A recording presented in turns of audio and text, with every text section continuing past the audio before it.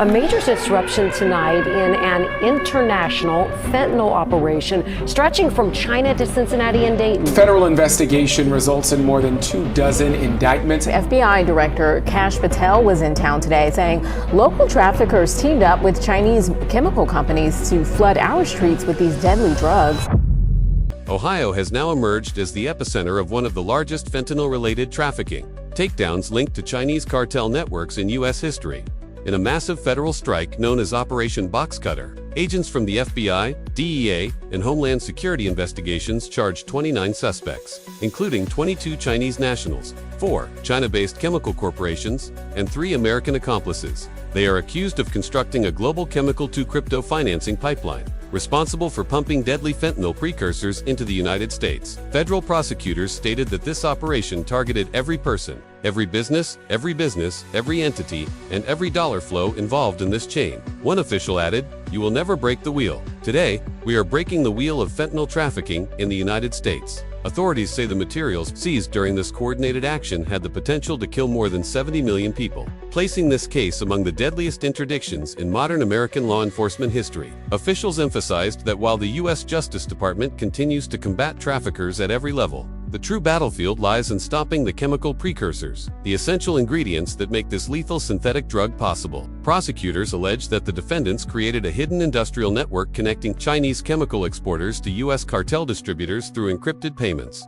shell corporations, and mislabeled freight shipments. This structure disguised the network's true mission, fueling America's synthetic opioid crisis. Federal filings reveal that the entire enterprise operated as a China-run industrial syndicate, concealed behind pharmaceutical research fronts and laboratory supply companies. This case even marked the first visit of an FBI director to China in more than a decade, where he met directly with his Chinese counterpart to address the crisis. The 4 indicted corporations registered in Shanghai, Wuhan, and Shenzhen shipped synthetic agents used to cut, dilute, and press fentanyl into counterfeit pills. Their intention was clear: increase potency, expand profit margins, and provide American traffickers with a constant chemical supply, ready for street-level conversion. Investigators explained that unlike traditional drug smuggling, this new system involved no finished drugs crossing borders. Instead, only chemical precursors, the molecular foundations of fentanyl, were shipped legally as lab reagents. Once inside the U.S., American distributors mixed, pressed, and circulated the final product under cartel oversight.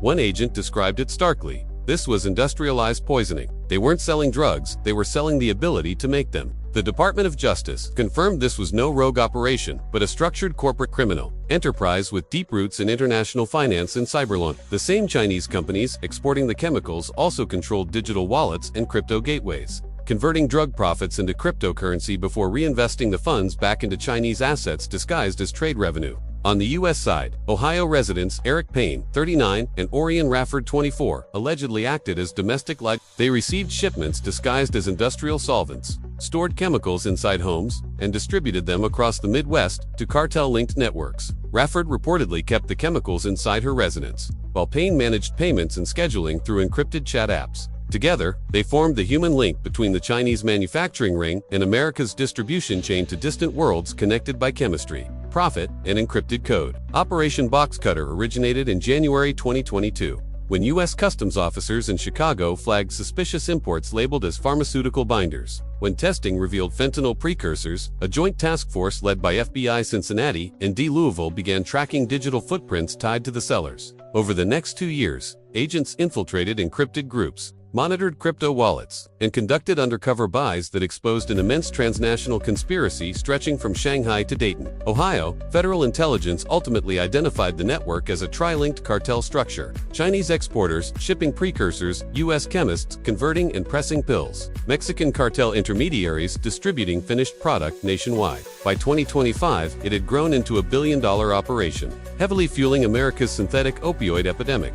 Arrests occurred simultaneously in Ohio, Atlanta, and New York, targeting warehouses, stash houses, and digital command hubs. Payne and Rafford were charged as the Midwest coordinators, handling kilogram-level chemical shipments and supervising local producers who had counterfeit oxycodone and Xanax tablets. Rafford served as Payne's crypto finance liaison, channeling profits through cryptocurrency exchanges. Both now face sweeping federal charges including drug conspiracy, money laundering, and continuing criminal enterprise, each carrying possible life sentences. The remaining defendants, mostly Chinese nationals, were charged in absentia after investigators tied their business emails, blockchain wallets, and shipping accounts to seizures.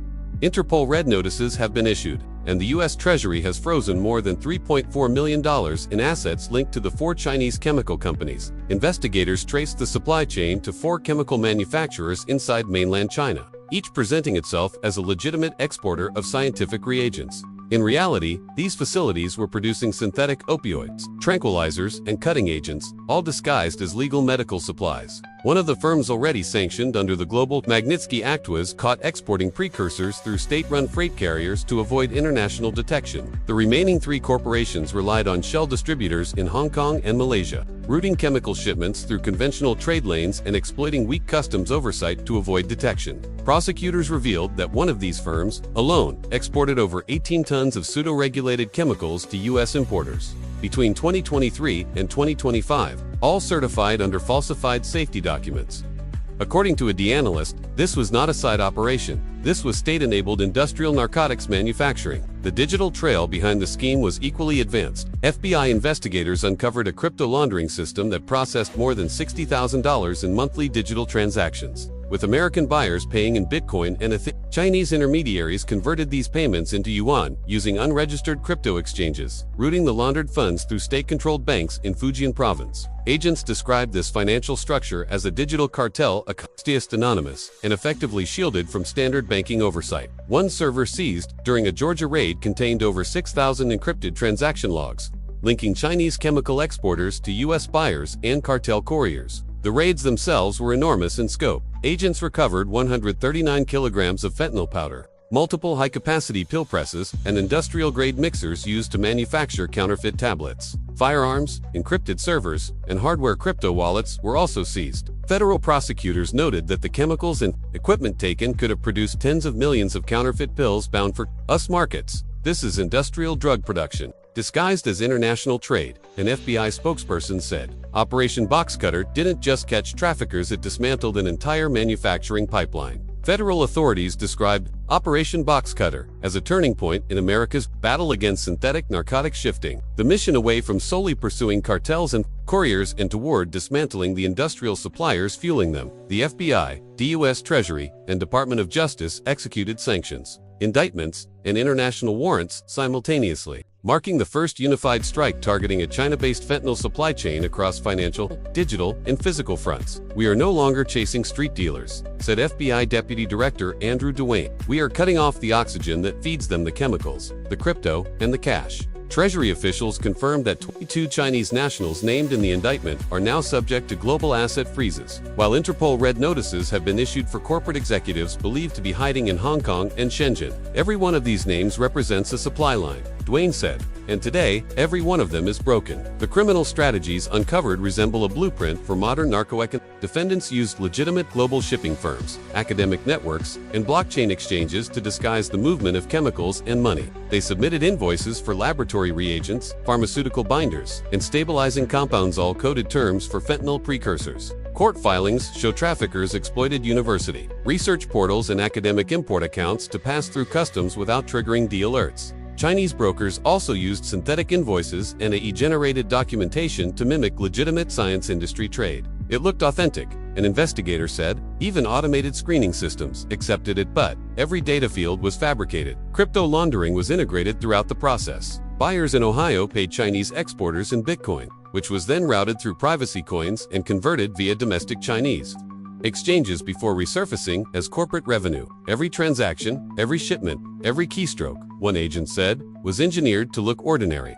After the raids, investigators admitted the scale of the seizures stunned even seasoned narcotics units across Ohio and Georgia. Task forces recovered 139 kilograms of fentanyl powder, enough for 70 million lethal dose, assailing with dozens of pill presses, industrial mixers, and chemical agents. Servers retrieved from an Atlanta apartment contained encrypted ledgers, linking payments to Sinaloa and CJNG cartel intermediaries, revealing how deeply Chinese chemical exporters had partnered with Mexican trafficking syndicates. This is the global supply chain of death, said D Special Agent Frank Tarantino. Chemicals made in China, pressed in Mexico, sold in the U.S., all run from a phone and a crypto wallet. The Department of Justice characterized Operation Box Cutter as the first full-spectrum offensive of its kind, combining cyber forensics, trade surveillance, and financial warfare. Officials vowed this approach will serve as the template for future operations targeting foreign chemical exporters posing as legitimate suppliers. As the fallout continues, Washington's message is unmistakable.